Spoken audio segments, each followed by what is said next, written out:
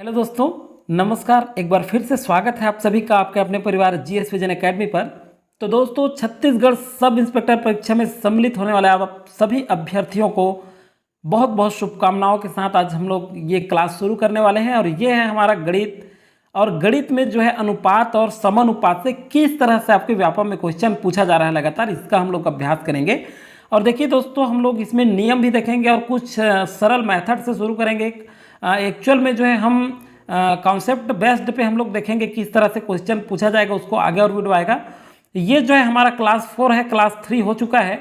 और इसमें जो है आप देख चुके होंगे कि छत्तीसगढ़ का क्वेश्चन पेपर टेस्ट सीरीज के रूप में आपको दिया जा चुका है। इंडिया का सामान्य अध्ययन जिसमें से 105 नंबर का पूछा जा रहा है, उसका भी 2 प्रैक्टिस सेट निकल चुका है। तो उसे अगर आपने जा करके नहीं किया होगा तो ज़रूर कर लीजिएगा। डिस्क्रिप्शन में आपको लिंक मिल जाएगा इसका।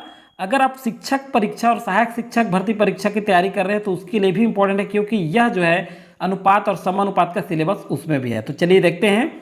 पहला प्रश्न है, तो देखिए 651 रुपये अनीश को अनीता और निकिता में इस प्रकार बांटिए कि अनीश को 1 रुपये प्राप्त हो, अनीता को 5 रुपये और निकिता को 25 रुपये मिले।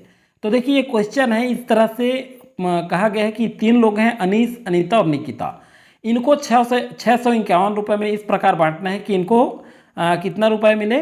जो है आपको स्पष्ट किया गया है। अनीता को 1 रुपये, अनीश को 1 रुपये, अनीता को 5 रुपये और निकिता को 25 रुपये। तो ये प्रश्न है आपका।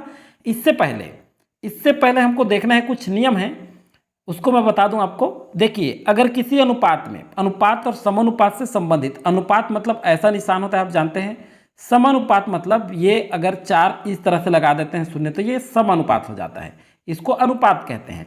अब देखिए, अनुपात से संबंधित कुछ नियम हैं जिसको आपको जानना बहुत जरूरी है। कोई भी एग्जाम में क्वेश्चन सॉल्व करने से पहले कुछ क्वेश्चन ऐसे पूछे जाते हैं जो केवल नियम पर आधारित होते हैं और तुरंत बन जाता है। तो देखिए 2 पद होते हैं, मान लीजिए P अनुपात Q, ये 2 पद हैं। देखिए ये बीच में जो 2 शून्य जैसे दिख रहा है, ये क्या है, आपके अनुपात हैं। और ये पद है P और Q।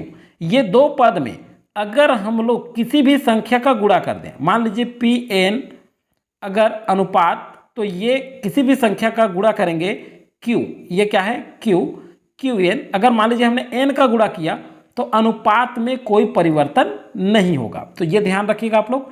मतलब 2 पद हैं, इन 2 पद में देखिए P है और ये Q है। यहां तक समझ में आपको। यहां पर देखिए P और Q 2 पद हैं, इसमें हमने n का गुणा कर दिया। P गुणा P मतलब यहां पे कुछ नहीं है, देखिए Pn लिख दिया हूं तो बीच में क्या है, गुणा है। यहां भी Qn लिखा हूं, कुछ नहीं है, मतलब यहां क्या है, गुणा है। तो देखिए P में अगर n का गुणा करें, Q में n का गुणा करें तो अनुपात में कोई भी परिवर्तन नहीं होता। मतलब क्या निकला इसका, कि अनुपात के जो 2 पद होते हैं उसमें किसी भी संख्या का गुणा करने से उसका अनुपात में कोई परिवर्तन नहीं होता। ये पहला चीज। दूसरा नियम देखते हैं यहां पर हम लोग कि देखिए, अब मान लीजिए P अनुपात Q है, अगर इसमें किसी भी संख्या का हम भाग दे दें, अगर ये 2 पदों में से किसी भी संख्या का भाग दें, मान लीजिए P बटा n और अनुपात Q बटा n, तो इस संख्या में कोई भी, जैसे मान लीजिए n का हमने भाग दे दिया, यहाँ n लिख रहे हैं नंबर, और इसमें किसी भी संख्या का भाग दे दीजिए आप, तो उस अनुपात में, ये जो अनुपात है इसमें कोई परिवर्तन नहीं होगा।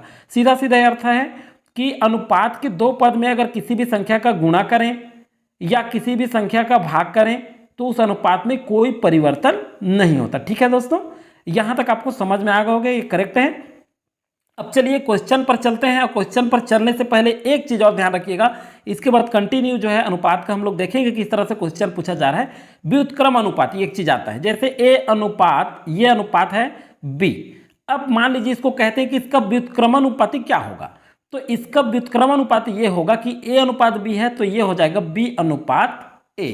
मतलब देखिए व्युत्क्रम मतलब उल्टा, यहाँ A अनुपात B था तो B को पहले ले लेंगे और A को ये, तो व्युत्क्रम मतलब क्या होता है, इस तरह से B अनुपात A, जस्ट उल्टा। मान लीजिए 1 अनुपात 2 है, उदाहरण के रूप में देखते हैं, तो ये 2 अनुपात क्या हो जाएगा, 1, इसका उल्टा हो गया, 2 का ये आगे पीछे हो गया। तो इस तरह से ध्यान रखिएगा आगे जब हम लोग पढ़ेंगे। यहाँ पे देखिए इस क्वेश्चन को सॉल्व करने के लिए पहले हमने क्वेश्चन को पढ़ चुका है कि 651 रुपया अनीश को अनीता और निकिता में इस प्रकार बांटिए कि अनीश को 1 रुपये मिलना चाहिए, अनीता को 5 रुपये और निकिता को 25 रुपये। अब चलिए देखते हैं कि इसे हम सॉल्व कैसे करेंगे। अब देखिए यहाँ पर 651 रुपये को, कितने रुपए को कह रहा है, 651 रुपये को हमको किस तरह से बांटना है। तो ये है, आप देखिएगा यहाँ पे 1:5:25 में बांटने पर क्या हो जाएगा। यहाँ पर देखिएगा, मान लीजिए माना कि हम देखते हैं ये 1 है, तो इसके जगह हमने के रख देते हैं, के प्लस के अनुपात रख लीजिए, क्योंकि अनुपात वाला है, के अनुपात 5 के अनुपात 25 के बराबर कितना मिलता है, 651। ये समझाने के लिए बता रहा हूँ मैं, ये ध्यान रखिएगा समझाने के लिए। यहाँ पे क्या किया, 651 रुपये को अनीस, अनीता और निकिता में बांटने के लिए बोल रहा है, जिसमें कितना प्राप्त होगा, 1 रुपये, 5 रुपये और 25 रुपये। तो देखिए 651 मैंने लिख दिया और 1:5:25 हमने किया। क्यों किया, क्योंकि इस अनुपात में बांटने के लिए बोल रहा है। तो आप 1:5:25 कर सकते हैं। और यहाँ पर के अनुपात, अब यहाँ लिखे हम लोग 5 के अनुपात 25 के, इसमें केवल क्या लगाए हम लोग, के लगा लिए हैं, ये मानक के रूप में माना। अब ये क्या हो गया हमारा 651। अब देखिए इनको जो है यहाँ से हम जोड़ सकते हैं, चाहे तो आप डायरेक्ट कर लीजिएगा। देखिए दूसरा एक चीज़ बता रहा हूँ, इस तरह से क्वेश्चन आता है। अब क्या कह रहा है कि इस प्रकार बांटने के लिए बोल रहा है, तो इसमें अनीस को जो है 1 रुपये, अनीता को 5 रुपये, निकिता को 25 रुपये। तो चाहे तो आप सीधा सीधा कर सकते हैं कि 1 + 25 + 5, मतलब 5 को पहले कर लीजिएगा, मैं 25 लिख लिया। यहाँ पर क्या करेगा, चलिए देख लीजिए, जैसे के प्लस, यहाँ देख लीजिए 5 के + 25 के बराबर कितना हो गया हमारे पास, 651। तो 651 को हमने बांटा। अब इसको जोड़ लीजिए, के है मतलब 1 है, तो 5 और 1 कितना हुआ, 6, और 6 और 25 31।